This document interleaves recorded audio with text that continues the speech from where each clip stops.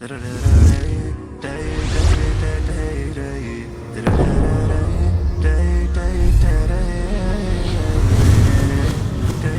does fasting do to your brain?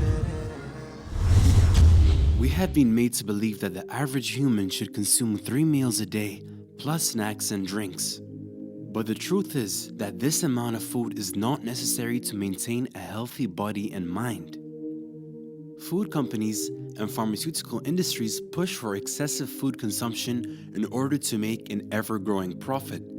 The bottom line is that healthy people who exercise and engage in fasting are not profitable enough for these billion-dollar companies. The sad reality is that many people today lack self-control and do not eat out of hunger, but purely for the comfort and enjoyment of food. This has sparked a rise in obesity and many other diseases. The Prophet, peace be upon him, emphasized the habit of eating less as a method of preventing sickness and disease. He said, "Nothing is worse than a person who fills his stomach. It should be enough for the son of Adam to have a few bites to satisfy his hunger. If he wishes more, it should be 1/3 for his food, 1/3 for his liquids, and 1/3 for his breath." Effects of fasting on the brain. Professor Mark Mattson at Johns Hopkins University, chief of the Laboratory of Neuroscience with the National Institute on Aging. He has published a number of papers that can explain how fasting 2 times a week can reduce the chances of developing Alzheimer's and Parkinson's disease, which are on the rise. We've known for quite some time that alterations to one's diet impacts brain functionality. Neuroscientists have found that overfed brains are more likely to become impaired. Mattson reports that fasting causes an array of neurochemical alterations in the brain. Abstaining from food boosts cognitive function, decreases inflammation, and helps one cope with stress. Fasting is the equivalent of issuing a challenge to one's brain. The brain responds by modifying stress pathways and consequently reducing the risk for various diseases. A person who fasts empowers his brain to boost its protein production and catalyze the growth of neurons and bonds between neurons. Memory ability and learning aptitude increase in response to fasting as it stimulates the creation of ketones and mitochondria in neurons/nerve cells.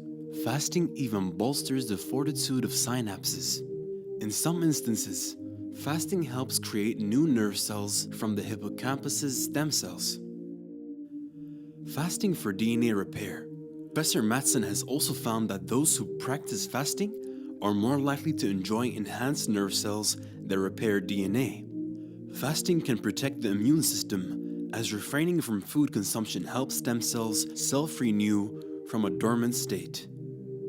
Fasting essentially destroys old, compromised immune cells and catalyzes stem cells to form a brand new, perfectly healthy cells. In 2007, a scientific review of studies centered on fasting was printed in the American Journal of Clinical Nutrition. The review determined that fasting is an effective means of reducing cancer, as well as cardiovascular disease. The article also provided evidence that fasting has the potential to treat diabetes. It is clear that fasting boosts the brain's health and functionality, as well as the integrity of the cells throughout the body.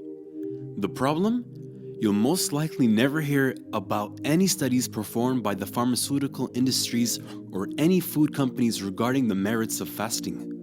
Their agenda is clear: encourage human beings to overeat and sell them pharmaceuticals to alleviate the negative consequences of such a gluttonous diet. However, you do not have to eat 3 square meals each and every day.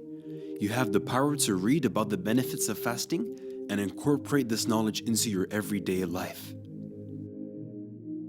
To conclude, as time goes on, science will continue to uncover information that supports the Muslim way of life. Professor Mark Mattson mentioned some powerful life-changing benefits that come from fasting twice a week. But fasting twice a week is not a new thing for Muslims. The Prophet, peace be upon him, used to fast on Mondays and Thursdays every week outside the month of Ramadan. This sunnah is still practiced by millions of Muslims all over the world who continue to benefit in ways they didn't even know.